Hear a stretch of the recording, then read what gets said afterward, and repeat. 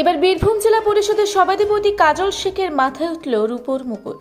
মঙ্গলবার বোলপুর শ্রীনিকেতন ব্লকের শান্তিনিকেতন থানার নানুর বিধানসভার কঙ্কালীতলা পঞ্চায়েতের লাইক বাজারে তৃণমূলের উদ্যোগে ঈদ উপলক্ষে মিলন মেলা আয়োজন করা হয়। সেই অনুষ্ঠানে উদ্বোধনীতে কঙ্কালীতলা পঞ্চায়েতের আহ্বায়ক ও মেলা কমিটির তরফ থেকে বীরভূম জেলা পরিষদের সভাধিপতি কাজল শেখ ও নানুরের তৃণমূল বিধায়ক বিধান মাঝির মাথায় রূপোর তৈরি মুকুট পরিয়ে দেওয়া হয়। এছাড়াও উপস্থিত সমস্ত অতিথিদের উপহার হিসেবে রূপোর পেন দেওয়া হয়। উল্লেখ্য, বীরভূমের তৃণমূল নেতাদের বহুমূল্য উপহার দেওয়া প্রচলন দীর্ঘদিনের। আগেও বীরভূম জেলা তৃণমূল সভাপতি অনুব্রত মণ্ডলকে রূপোর তরবারি, গরু ও পাঁচন ঢাক সহ নানান রূপোর তৈরি উপহার দেওয়া হয়েছে। অন্যদিকে জেলা পরিষদের সভাধিপতি তথা জেলা তৃণমূল কোর কমিটির অন্যতম সদস্য কাজল শেখকেও রূপোর ত্রিশূল, সুদর্শন চক্র, রুদ্রাক্ষের মালা দেওয়া হয়। সেই মতো আবারও এদিন রূপোর তৈরি মুকুট উপহার হিসেবে দেওয়া হলো। তারপর খুশির ঈদ শুরু হয়েছে এবং বিভিন্ন জায়গায় অনুষ্ঠান হচ্ছে, সেই জায়গায় দেখা যাচ্ছে সম্প্রীতির বার্তা, সেই জায়গাটা আপনার কাছে কতটা ভালো লাগে? আজকে লাইক বাজারের যে মিলন মেলা কমিটির যিনি কর্ণধার আলেপ ভাই সহ যারা কমিটির সদস্য আছেন তাদেরকে আমি ধন্যবাদ জানিয়ে ছোট করব না। আজকে প্রদীপ উজ্জ্বলনের মধ্য দিয়ে এবং মন্ত্রপাঠের মধ্য দিয়ে এই পবিত্র ঈদের যে উৎসবকে কেন্দ্র করে যে মিলন মেলা তার শুভ উদ্বোধন হলো এবং মঞ্চে যারা উপস্থিত ছিলেন শুধু ইসলাম ধর্মে বিশ্বাসী মানুষই নন, সনাতন ধর্মে বিশ্বাসী মানুষ যারা আছেন, আমার বিধায়ক সাহেব থেকে শুরু করে ব্লক প্রেসিডেন্ট থেকে শুরু করে মাতাজি থেকে শুরু করে আরও অনেক বিদগ্ধ মানুষেরা এখানে উপস্থিত ছিলেন এবং যে সাংস্কৃতিক অনুষ্ঠানগুলো দিয়ে এই মিলন মেলার শুভ উদ্বোধন হলো, প্রত্যেকটি অনুষ্ঠান জাতি ধর্ম মতামত নির্বিশেষে সকল সম্প্রদায়ের একটা করে সাংস্কৃতিক অনুষ্ঠানে উদযাপন হলো। এটাই বাংলার কৃষ্টি, এটাই বাংলার কালচার, এটাই বাংলার সংস্কৃতি। আমাদের মাননীয় মুখ্যমন্ত্রী মাননীয় মমতা বন্দ্যোপাধ্যায় এটাই আমাদের শিখিয়েছেন, ধর্ম যার যার, উৎসব সবার। তাই লাইক বাজার মিলন মেলা কমিটিকে আরেকবার আমি ধন্যবাদ জ্ঞাপন করছি। এভাবেই আমরা এগিয়ে চলুন। 2012 সালে যে মেলাটা শুভ উদ্বোধন হয়েছিল গুটি গুটি পায়ে এগিয়ে চলেছে। একের পর একাধিক সাংস্কৃতিক অনুষ্ঠানের মধ্য দিয়ে কয়েকদিনে মেলাটা চলবে। তাই আপনাদের মাধ্যমে এখানকার ইয়াং জেনারেশনকে আমি একটাই বিষয় অবহিত করতে চাই, যে কয়েকদিন মেলাটা চলবে যেন সুষ্ঠু মেলাটা চলে। আমার মায়েরা বোনেরা যারা বাড়ি থেকে আসবে এই সাংস্কৃতিক অনুষ্ঠানগুলো দেখার জন্য, তাদের জন্য নিরানন্দের কারণ না হয়, এটাই সকলকে লক্ষ্য রাখার জন্য অনুরোধ করব।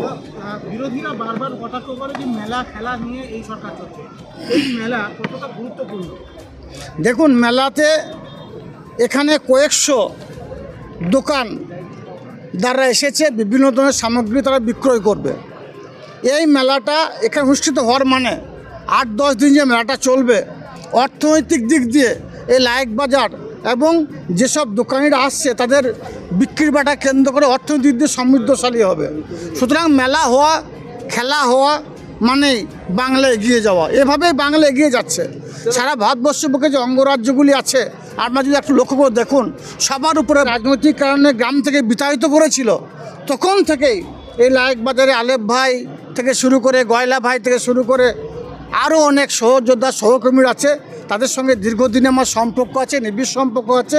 হয়তো সেই সম্পর্কের জেরেই তারা বা তাদের দাদা বা তাদের ভাই বীরভূম জেলার একটা আসনে আমাদের মাননীয় মুখ্যমন্ত্রী মাননীয় মমতা বন্দ্যোপাধ্যায় আমাকে অধিষ্ঠিত করেছেন বীরভূম জেলার সার্বিক উন্নয়নের স্বার্থে জাতি ধর্ম মতামত নির্বিশেষে সকল সম্প্রদায়ের মানুষকে নিয়ে চলার যে বার্তা মমতা বন্দ্যোপাধ্যায় দিয়েছেন সেটা আমি সততা নিষ্ঠার সঙ্গে পালন করতে পারছি। সেই জন্যই হয়তো তারা আমাকে এই মুকুটটা দিয়েছে ওই আসনে বসার জন্য। জেলার কি বেতাজ বাদশা হিসাবে কি পরিচিতি পাচ্ছেন? দেখুন, আমি জেলার বেতাজ বাদশা হিসেবে থাকতে চাই না।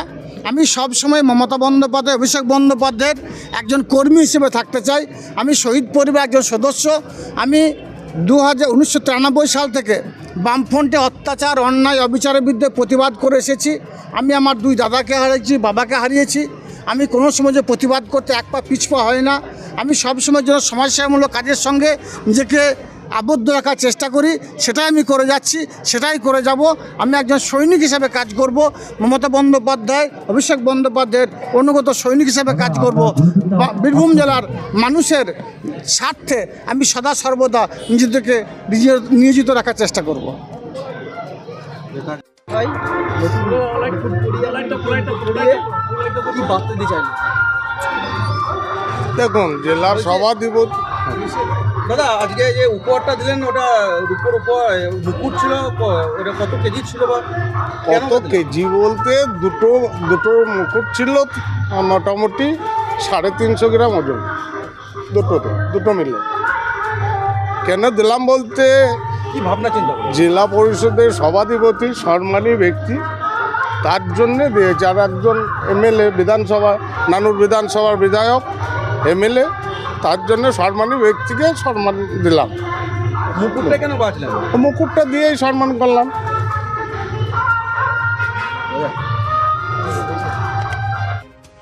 বোলপুর থেকে ইকবাল হোসেনের রিপোর্ট, রূপসী বাংলা মিডিয়া।